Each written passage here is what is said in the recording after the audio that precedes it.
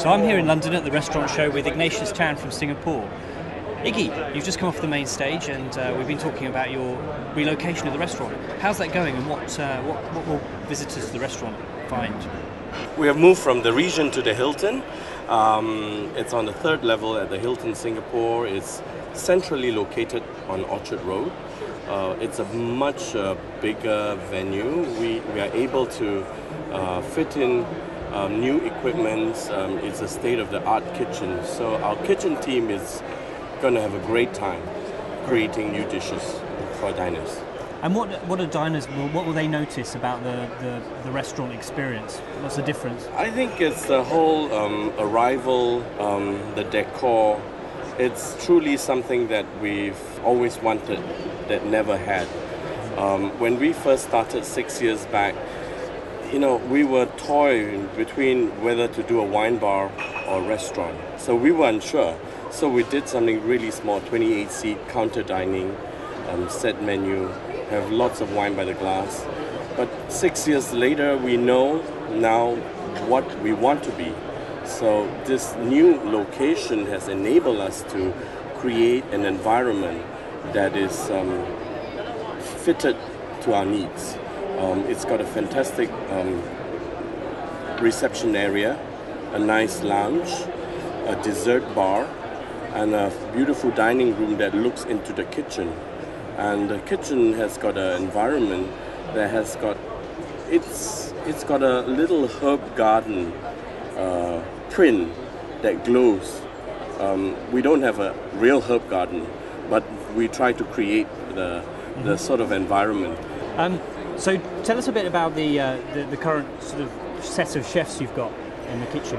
We have a team of 16 chefs. When we first started Iggy's, we had 5, helmed by a head chef then, a German head chef that stayed with us for 2.5 years. And ever since he left us, we've never had a head chef. We work with a team of section heads. We instead started hiring young, energetic candidates that fit to the section requirements. Like they're very specialized in fish or meat or cold dishes and dessert, etc. So now we have a team of chefs from all nationality. We have our dessert chef is American with Colombian heritage. Then we have another American Vietnamese chef. We have a Swiss chef also from America. We have a chef from India, and 2 of our local chefs that has been with me for the last 6 years are the team of chefs that helm the kitchen. There are a total of 16. We have lots of trainees and commis chefs that work with us. They are all young. They're all below 30 years old. They're all between the age of 23 to 28 years old. And Iggy's was the first restaurant from Singapore to make it onto the San Pellegrino World's 50 Best Restaurant Awards. This year we had another one, Jan Par Andre. Do you think that's helped put Singapore on the gastronomic map? I think definitely, and we think that this is a start. In time to come, the more restaurants we have, then we are able to draw more attention from the rest of the world into Singapore, and then progressively we will attract even more talent, and we will be able to create more dining venues, and it's a thing that would continue to build itself, and hopefully Singapore one day would be a great dining destination like London, Paris, New York or Tokyo. What's happened recently? We've heard there's been a few big name openings. Who's come to Singapore recently? We have Tetsuya Wakuda, Guy Savoy, Santi Santa Maria. I think Daniel Boulou is due to open soon. Mario Battelli, Wolfgang Park, Joe Robuchon, they're all in the pipeline. I think within the next 6 months, a few more of these restaurants will open. So it's exciting times in Singapore. So where would be the best places that you would go in Singapore? We are talking about my favorite haunts, those that are comforting to me. Yes. I'll always go to this clay pot rice in Chinatown. It's run by a few sisters.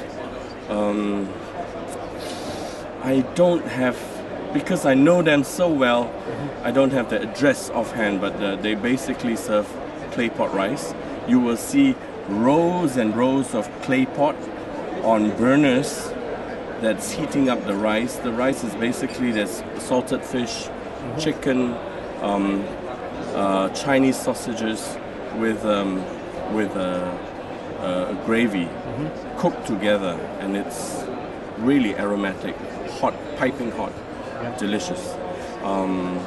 You have chicken rice that I have this little store in Tiong Bahru.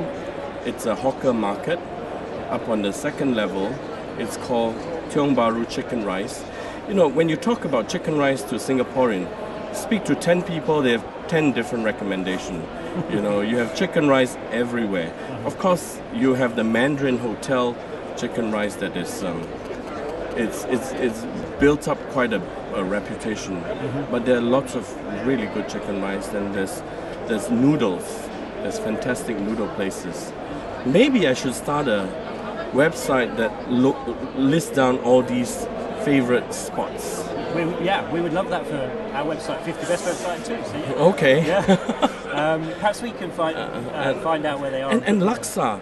There's one particular store of laksa that is so good, that is still really authentic, run by family still, and the old man, the two brothers are still cooking, and they're probably in their 70s with their children, a couple of daughters, and the laksa is still selling at $2 Singapore, and it's Rochor Road laksa. Is on block 27, Kelantan Lane. It's really, really good. And what kind of other gastronomic events are there? I've heard a bit about the World Gourmet Summit. Could you tell us about what is World Gourmet Summit? It's a 2 week of restaurants in Singapore hosting guest chefs from all over the world. I would like to see it evolve into an opportunity that have chefs coming in to cook with the local chefs. At the moment, the World Gourmet Summit is very much a local restaurant hosting foreign chefs. And it's a whole week of these events with a gala dinner and a brunch, you know. And you had Ferran Adria this year. That must have been yes, and that's a big draw. Yeah. I think Ferran is what I call a revolutionary chef. Ferran is someone that in this entire century there may be 2, at most 3 of such personality, and he's definitely one person that has moved or changed the way how the world look at food.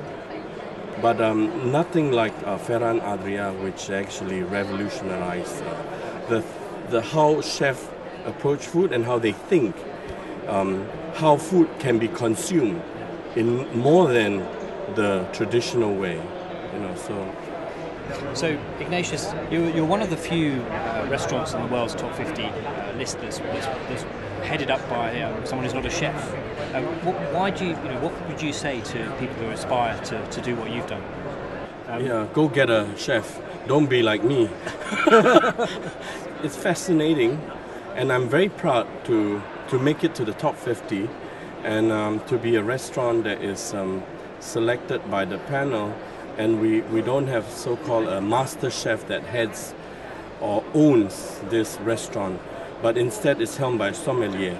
It's really has its pro and its con, you know. I really think that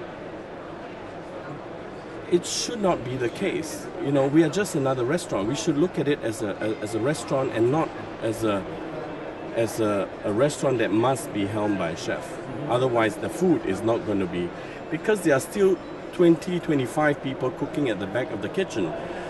They may not be the chef that are fronting or helming or named after, but there are still dedicated chefs in there that is putting, if not more effort, as much effort as any of chef-helm restaurants. It shouldn't be any difference. So I don't understand. You know, I think a restaurant, it should be looked upon whether is it good or bad. Is the food tasty? Is the service good? Is the ambience correct? Well, and not about whether is there a star chef or there's no star chef. You know. Hopefully you can inspire. You know, it's about the experience that you can inspire people to run a restaurant. Yes, but my objective is not really. I don't do it deliberately to be different. It's just so happened when I first started Iggy's. Initially, it was planned to be a wine bar serving small plates, you know, having lots of wine by the glass.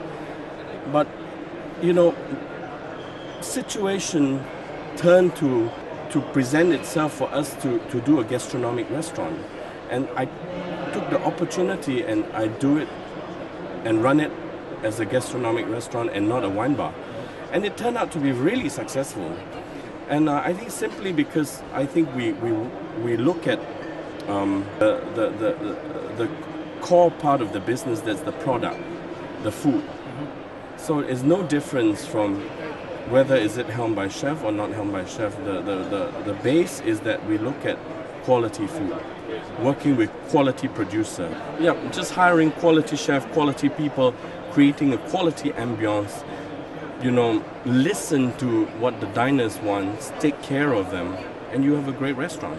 Well, that certainly explains why you've managed to break into the world's top 50 restaurants, and it's something that's obviously working. Thank you very much. Thank you, Nathan. Thank you.